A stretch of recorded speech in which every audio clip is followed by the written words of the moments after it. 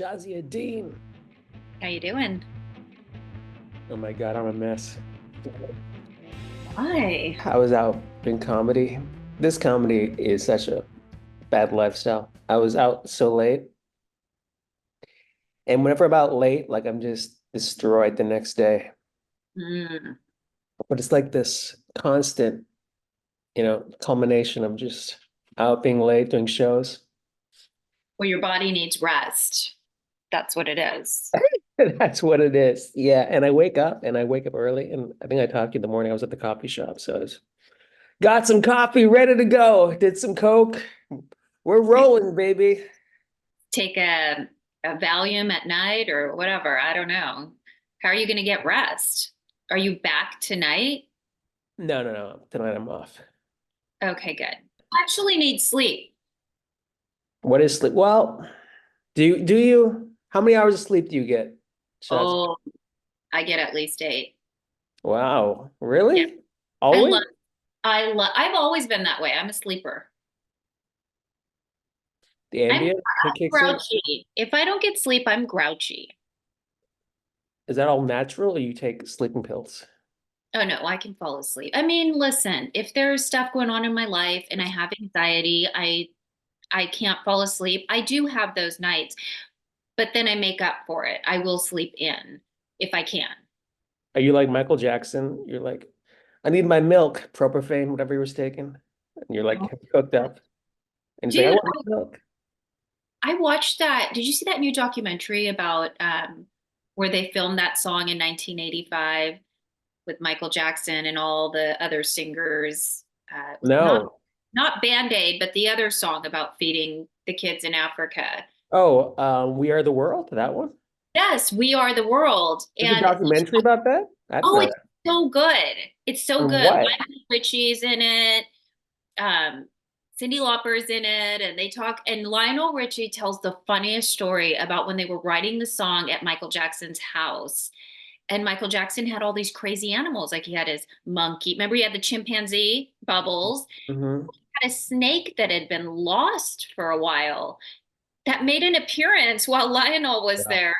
And then he had like a talking bird fighting with a dog. And I was just like, Michael Jackson was like no other human.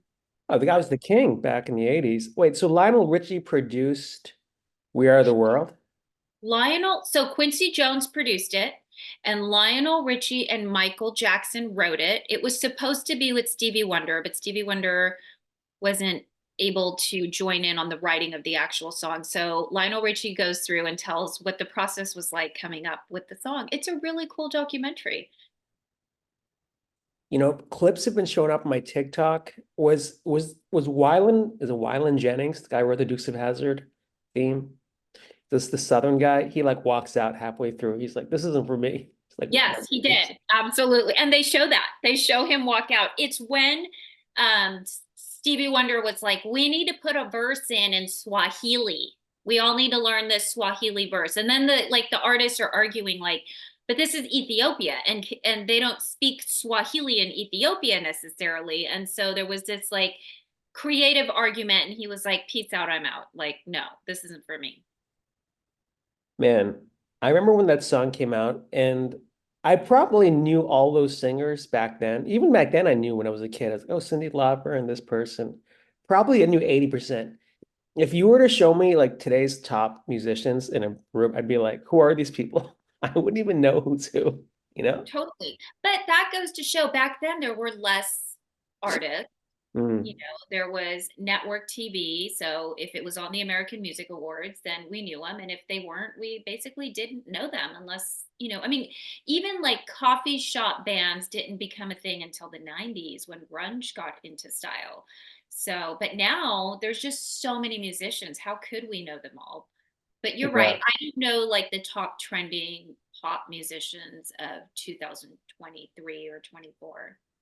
Oh my God, I tried to watch the MTV VMAs or just like the clips of it, and I was like, who are these people? But I knew them 10 years ago. It wasn't that bad 10 years ago. I would be able to pick them out. Now I'm like, man, I don't know who these people are. And I guess I'm just, and I remember being a kid, like listening to like my dad's music, my mom, whatever, like their generation. and be like, what is this, Richie Four Seasons or Richie Val, whatever the hell they were listening to. Probably more Indian shit. But I'm just saying, when you're a kid, you don't understand your parents' music. And I was like, am I just becoming an adult where I don't understand kids' music? I think so. I think that's the process of life. What are your kids listening to? Like Taylor Swift? What do you listen to? So my girls actually do listen to a lot of 80s music because that's the station that I have on in the car. Mm, So they know a lot of 80s music, but my girls are into like Christian rock bands. like their dad. Yeah, yeah. For Like sure. Aurora loves Lauren Daigle. So much so she wants to go to her concert. Who doesn't love Lauren Daigle? I Yeah. don't know who that is, but I didn't either until my daughter started listening to her every day, all day. She's pretty good. yeah, I feel like because comedy is very hard, and then I look at musicians and I'm like, this is way harder than comedy because I would do shows sometimes at these colleges and or like a US military tour, and it was just me and a microphone, but the bands would like show up with their instruments and sound checks and amps, and I was like, this is so much production for one performance. My first boyfriend was a musician and a glassblower. But I had a truck in high school. I inherited my father's Nissan pickup truck, Mhm. and I was the roadie for their band. So all the equipment would go in the back of my truck, and I take them to their gig. And then, yes, the even the way they have to wrap the wires, you can't just messily wrap up wires. You have to like there's a whole process and the way you tie them to put them into the car, and the organization was like Tetris of like the way the equipment will go into my truck. It's a lot of work. And we should say Shazia was dating the lead singer of Metallica, so she was the roadie for Metallica, and just It wasn't. I was really into Motley Crue when I was in junior high school. sure, they were huge. They're They were still huge, and still they huge. went. Well, they went to my junior high school. My junior high school used to be a high school, and the garage band that started there was Motley Crue. So they were kind of Really? legends Wow. of Glendora and Covina, California, where I grew up. And yeah, so I was super into them. And then I met Nikki Six, I think like when I was 22 years old at What was a that like? convention. That was super cool. Yeah, I've only met one rock star, and that was Richie Sambora. And he was I used to work at Spin City, this TV show in the late 90s, early 2000s. I was an intern. And Heather Locklear was on the show, and she was dating Richie Sambora. And Heather Locklear kind of sucked, but Richie Sambora was always like super nice. Oh, I love that. Yeah, So rock stars are a different breed. They aren't like actors, celebrities. I mean, musicians, it's like another world. would you be a main celebrity if you were, I know we always go back to it. If you were famous, would you be like a main person? No, why? I mean, unless someone was imposing on my privacy, if I was going through a hard time and people were trying to like get into my home or threaten my safety, I don't know that I'd be mean, but I would definitely be a mama bear. I would defend myself. I would try and protect myself. I'm asking because I see a lot of celebs, and I feel like people are just morons. Like they just invade your social space, your private space, and they don't care at all. Like I've seen people just come in and take selfies with celebrity. I'm like, dude, are you insane? Like there's like boundaries here, but people don't respect. It must drive you insane after a while. Yeah, I can't imagine. I would never run up onto a celebrity, force a photo with them. No, why? They're human. Yeah, I think I'd be a kind of a dick just because I'd want that barrier. Like honestly, there are comedians and they do like meet and greets after shows, and they charge money for that. Yeah. Right? You gotta pay like an extra $100 to meet them.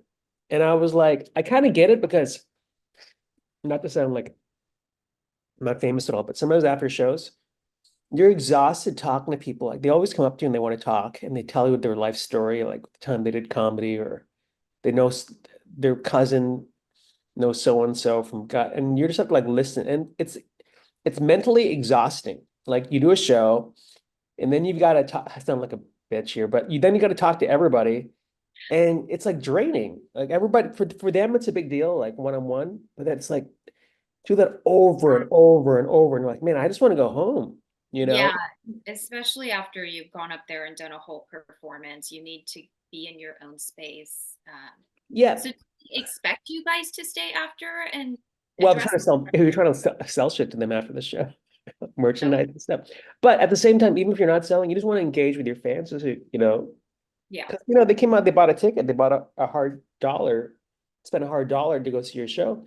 So you want to, appreciate them, but at the same time, it's like, dude, I'm exhausted, and it takes a lot out of you. Yeah, that is a tough balance. I can't imagine that. Mm-mm. Not for me. When I leave a set from working all day, no, I am straight to bed. I don't even want to go out and like network and go to dinner. It's like, no, I need to get home or like get on a treadmill or go for a walk or something. Get on a treadmill. What about like when you go for like shoots and stuff? I mean, even the makeup shirt, are you like one of those people who likes to talk to like everybody when you show up on set? Or do you just I point have them? I find a very delicate balance because I've been on sets where like that guy shows up who's like, "Hey, I'm talking to everyone. I'm friends with everyone. Mhm. How you doing? Oh man, blah blah." And it's like exhausting to even watch those people. Yeah. So I'm not that, but I'm also not completely quiet, but I do make conversation. I try and connect with each individual person. I'm also very grateful. Like I know how hard and stressful it is to be on a set at any given time because Yeah. there's so many creative differences happening on a set. Hmm. And so and B, there's just so much money riding on every minute. And so I respect the money that's riding on it, and I let people do what they need to do creatively. I try not to get too much in the way. Um, That has bit me in the behind before. I wow. had booked I had booked a Doritos commercial, and it was going to be me and Enrique Iglesias. And I'm this girl that he pulls out of the crowd while he's performing, and we eat Doritos together. But he actually just wants my Dorito, and I think he's pulling me out because I'm eating Doritos in the front row. So it's about And like everyday circumstances that happens to everybody, right? everyone eats Doritos in the front row of a concert. And Yeah. so I booked this job. And when I went to the audition, I looked, like a teenager. I had braids, no makeup on. So I get to set, and there's a lot of stress because Enrique Iglesias is only available to shoot that day for 1 hour. He's not going to be there all day.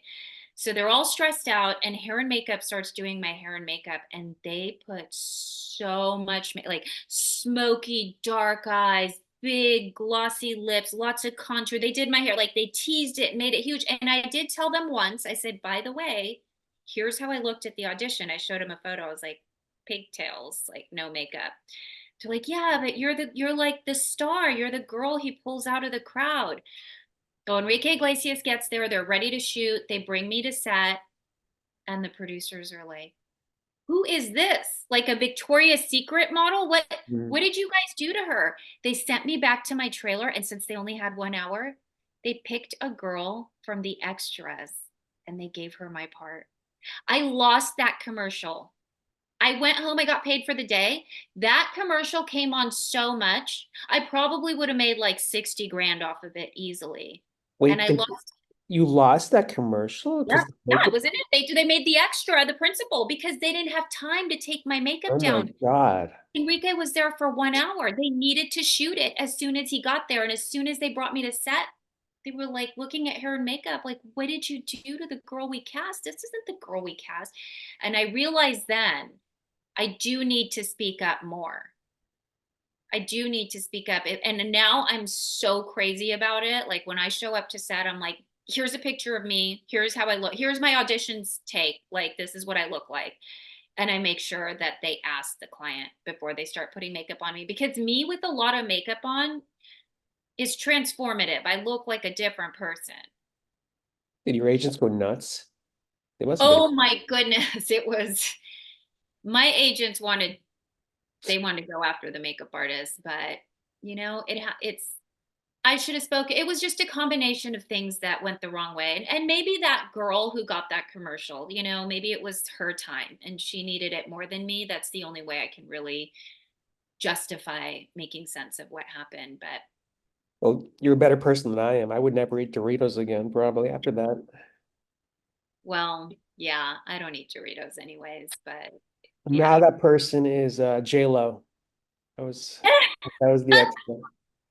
Yeah, no. I mean, I don't know who it was. It was an extra. It was her lucky day. Well, I think we all have those moments where we're like, you just come so close to things. And a national commercial is a big deal, by the way. It's big. Huge. I don't think you can make the same money. Like to make 60 grand off a commercial nowadays. I've heard it's changed a lot. Even I think I booked a commercial a couple years ago. I didn't make close. I think I made like 10 grand off of it. That was it. Yeah, I think the average now should be around 13 because that's usually the first cycle of it running. You get about 13. And then it renews in cycles of like 4 grand. But I think it's like 13 to 20. Just depends. Did you ever go out for like those big hosting, like you ever see like those jobs like the Flow Girl or the spokesperson? I didn't, but one of my friends had booked the Lincoln Mercury Girl, and it was a huge paycheck. I mean, Oh. it was crazy. It really launched her career. So I was so happy for her. But yeah, I never went out for a spokesperson for a brand. Because I was just at a coffee shop with a friend and he was comparing New York to LA. And he said, I like LA better because it's New York's too busy. And I said, well, the difference is everybody in LA, they're almost dreamers. Like everybody in this coffee shop, like versus New York, there's like a work ethic. People have normal jobs, but LA, it's like we're all like delusional. You need that delusion a little bit to even have a shot in LA. Because people are crazy. Like the goals they have here are just ridiculous. But once you attain them, it's all for naught. Everything's kind of swept aside. Like people you think are crazy coming up and then they achieve it, they're like, oh, I guess it's you It just forget happened. about it. Yeah, we've all seen it happen. So you're like, it happened. So why won't it happen to me? Yeah. I did the show a few days ago at this Mexican comedy club, and there was a comedian there.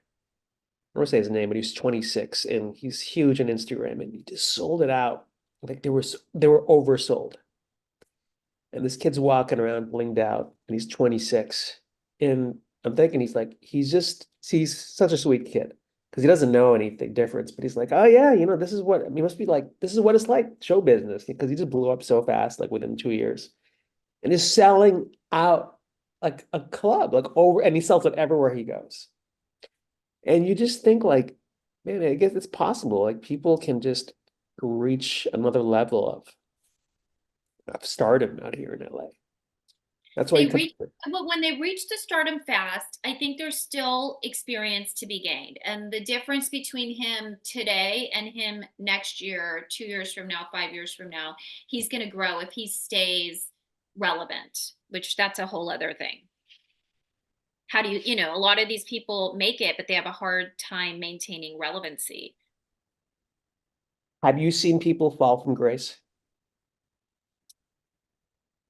I mean, not people that I personally know, but I know people that have stepped aside and decided, hey, wait, this isn't for me.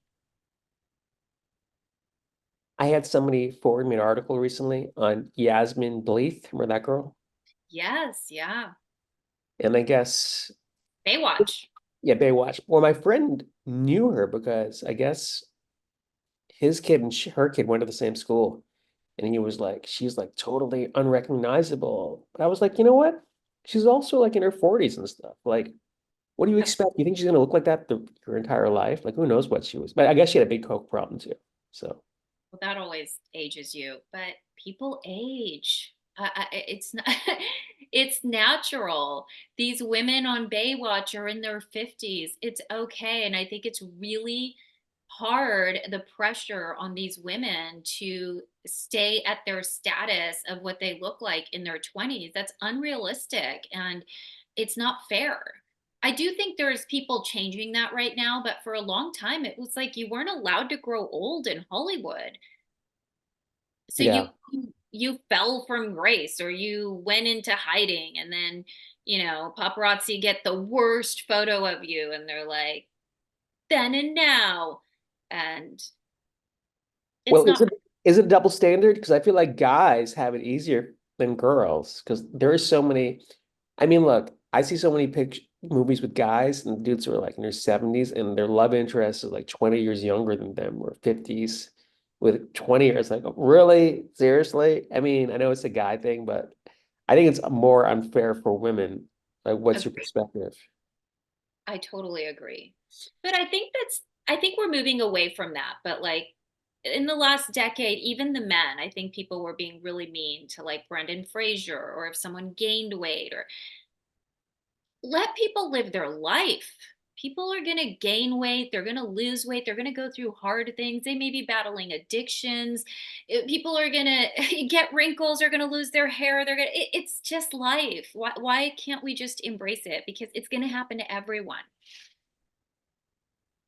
There's nothing better than the comeback story though in Hollywood when someone comes back, the when Travolta came back or Michael Keaton. I mean, these are all guys, but I think when you fall, or even who did you just mention? The guy Brendan from the Fraser. Mummy, Brendan Fraser. Like he won an Oscar, right? And people were rooting for this guy forever. Like whenever I saw him, like because there was a time he'd just show up and he's all fat and stuff giving interviews. They were like, "Oh, this poor guy looks beaten," and I guess he had a horrible divorce and everything on his health problems. Let the guy have health problems. Jeez, people are mean.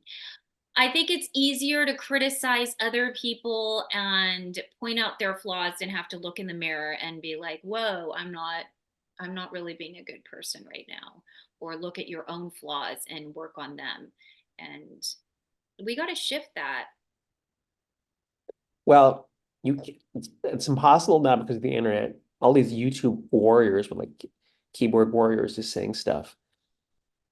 Does that affect, I guess, I mean, you're in Instagram hiatus right now, I am. but was that spurred by, I mean, tell me why. Yeah, I felt like I was under a lot of pressure all the time to interact with people.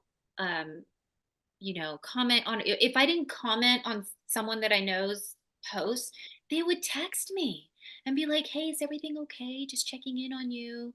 I saw that you saw my post, but you didn't say anything." I'm like, "Oh my gosh, it might have scrolled by while I was changing the channel or doing something else, and I didn't even see it because they're like scroll if you don't stop them." And I just thought, "Oh, I don't like the way this makes me feel." It makes me feel like I owe something to someone. And I also didn't like not having control of the energy that's coming at me. And right now I'm trying to like shift a few things in my life. And so I needed to clear myself and have less people talk happening that I don't even know about, because I really believe that your words carry power. And so if you're saying words that are negative or positive, even towards another person, it's affecting that person. And so, sure enough, I'm on a social media fast, and now all these wonderful things are happening in my life. And I think it's because I've stopped a lot of negative chatter, or just chatter alone that was coming at me through social media. Good for you, because I don't know how I can ever get off of it. I feel like it's important. Like what I do, like I've got to be constantly putting myself out there. And I'm not even an influencer. Yet I feel like this pressure all the time. Like you gotta be posting, you gotta be even clubs that like they're messaging me, hey, did you promote the show? We have X amount of tickets sold for this show. And it's like you gotta put it out there. And then other people see you on other shows, so they book you. So it's like there's a machine that never stops. It absolutely is. And everyone is a slave to it. And that is not going away, and it's not going to be reverting. So I think we just all need to set healthy boundaries with it and accept it for what it is. It's a page for promotion. If you are taking it personally, seriously, and your emotions are involved, it's going to be a hard road. So I think that, even in high school, they should have like online social media training. Like, okay, this is a way to promote yourself or your business. This is not where you go to get likes and find friends and have emotional support. Because, and not to say there aren't coaches on there that do offer emotional support and that there aren't positive messaging on there. It's just, it's hard to differentiate, and it's hard to not go down the rabbit hole. Once the algorithm picks it up, it doesn't weed out bad from good, it just throws it all at you. Yeah, I think we're all slaves to an algorithm. That's the most insane thing of it. It's just It you- is. you're fighting something which is kind of abstract, and there's no solution. And that algorithm can also make you a star as well. It's crazy how the switch can just be flipped so quickly. And I I wonder, mean, like, would you go into this business if you were 20 years old today, knowing the land? I guess you wouldn't be possible, be able to understand, but I see, I would be very intimidated going into this business if it was today. Or maybe I'd be encouraged. Maybe I'd be the opposite. yeah, I don't know. I can't really put myself there.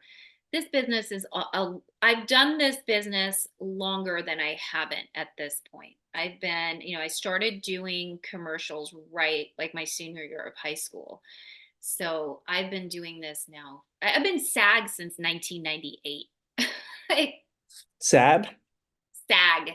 Oh, Sad. it's sad. No, not sad. I've been SAG since 1998, which is a heck of a long time.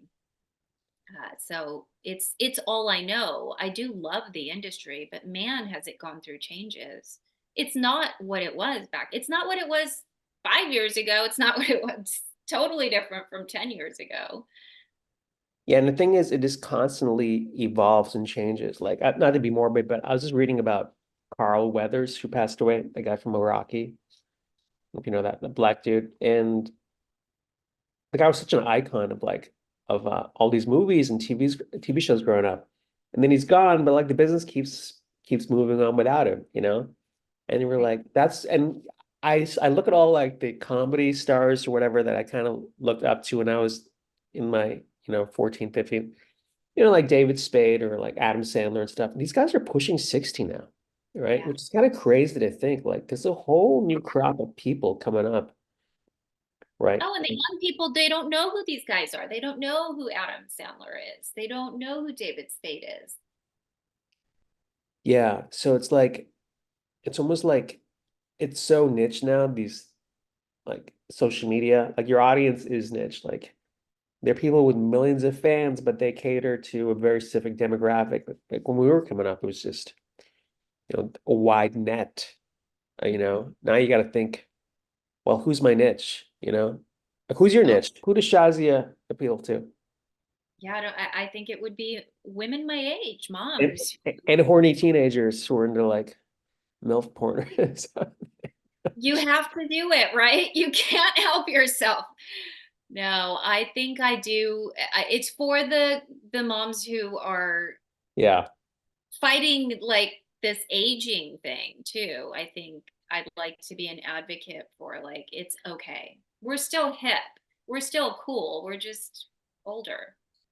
Well, let me go back to what I was saying because I have to just finish this. So, do you get hit on by a lot by like younger dudes who are like into like older women? I I have. Yes, I have. How come it's not like that for guys? Because I feel like unless like, or maybe it is, unless you have like a lot of money, but I feel like girls know what. Yeah, if you're an older dude getting hit on by a younger girl, chances are it's because you have a lot of money. That's about it. But it's not the same if you're a female. I feel like some guys are just into older women. Perhaps. I don't know that mentality or that world, but I can say that has happened to me. With my wedding ring on, I'm like, are you, what is going on? I've been confused. But I guess it's a thing. You're right. Well, I've written a book about it, so I was going to plug my book about. Not kidding. Do book incoming book. Now, I was just curious because I just feel like I don't want to like switch topics here, but like there's so many like sexual deviations. Oh, you know, you live in Texas. Maybe it's a different world out here. It is. And so I was going to say the times that that's happened to me has been within minutes of landing in Los Angeles Within minutes. Really? at the car rental in the shuttle, then at the car rental place. So much so that I thought, am I on a hidden camera show? What is going on? Why is the guy, why are these like, what? I'm so confused because in Texas, especially where I live in a very family oriented part of Texas. I don't get hit on. Really? So I feel like guys are just animals in general. LA is its own beast. Is it LA or humanity? I think there's certain cities where the energy is different and it's like everyone wants to be single and be in this like hookup scene. Like I feel it in Miami and LA equally. Sometimes I'll watch the like open mics or something or like new comics, and I'll see these guys, mostly it's dudes, and they've already spent their lives in these very respectable professions, like they're doctors or lawyers. And comedy is so raw, especially when you're starting out, you really don't know how to. So you're just like for some reason, people just think they can say whatever they want on stage. Like they watch too much Bill Burr and they're like, oh, I'm just gonna talk about how I really feel. And they're saying the most fucked up, like perverted things on stage, like these like lawyers and doctors trying to do comedy. And I'm thinking, man, this is your inner monologue. Like this is what you keep inside of you all this time. Like you just realize everybody is like a freak of nature out here. You know what I'm saying? It's like Attracts it and the people who don't vibe with it usually leave. see, I just feel like that's everywhere. I don't think it's just I don't think you can separate it by state. I think So much stronger. It is, you can feel it. Trust me. It's when I land in LA, there's something different and I'm super sensitive to it now because I live in Texas where it's not that way.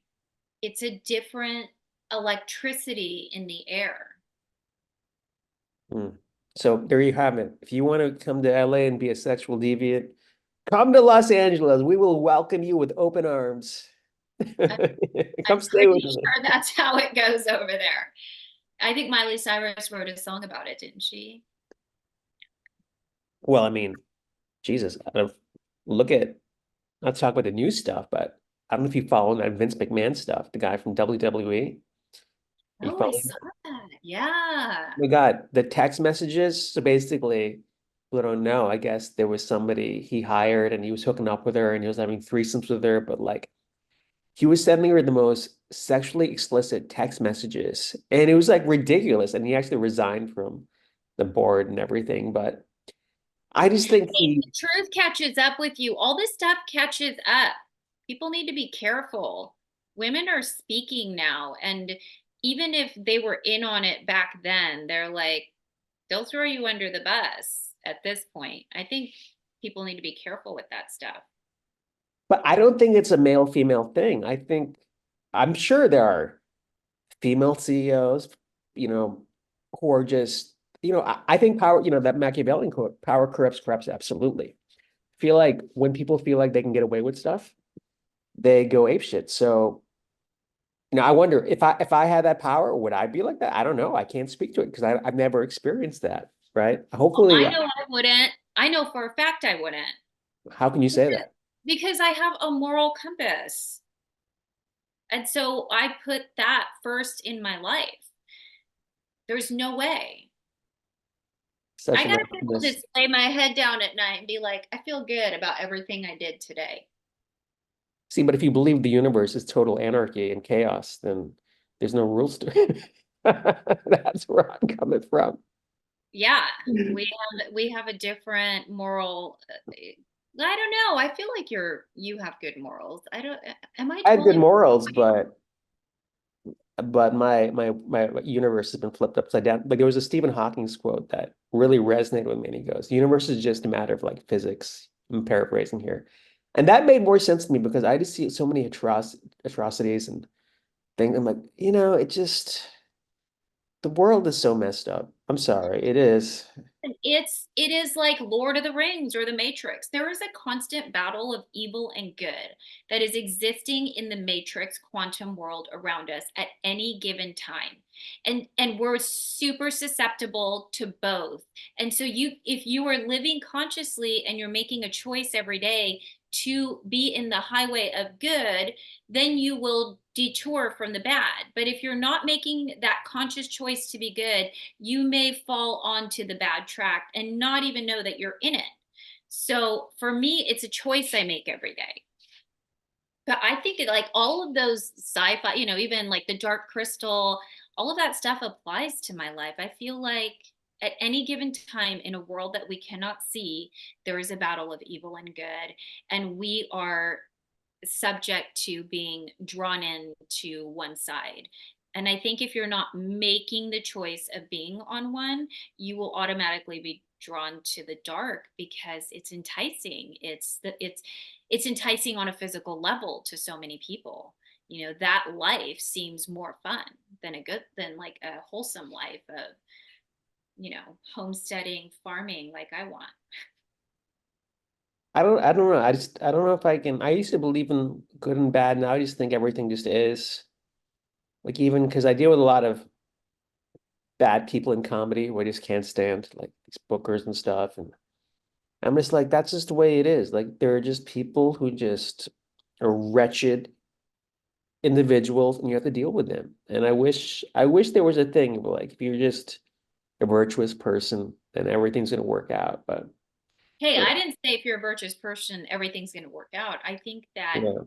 everything will work out within you as far as peace, but it doesn't mean you're not going to come face to face with darkness or people that are mean or awful people.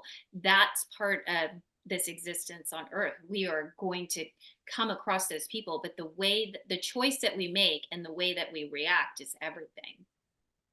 Yeah. No, I've heard that many times. I guess I just struggle with that still. Well, you're in it. You're like in the chaos I'm all in the the time. den of iniquity here in Los Angeles. And you're in the night world. And in the night world, even more dark creatures come out. That's Oh, okay. You just got to learn to react and how to deal with it. yeah, I don't know if I'll ever learn. I just see too much. And there's too much jealousy and avarice and greed. Just you're just surrounded by it all the time. And I guess I don't know. I mean, that's why I'm drinking water right now. This is you got to like figure out the bright spots of the day, right? You have to look for the good and you have to make a conscious choice. It's active. It's not, if you're not actively choosing good, light, and peace, it's not just coming to you. It's a crazy time right now. You have to look for it and choose it and walk towards it and block out the negativity, block out the things that don't bring you joy and the people that are challenging you. That's a But great message, Shazia. yeah, That's a great message to end on. Everybody, just don't worry. Choose your light and find peace and join Shazia's cult in Texas and everything's gonna be okay. please. Yes. Thank you. Shazia, good talking to you as always. Do you want to plug anything? No, I love a good chai tea. Drink tea. Drink tea, go see my shows and buy my books. And Shazia, good talking to you. Have fun being pretty and cooking stuff. Thanks. All right. Thanks. All right. I'll see you. Bye. Bye.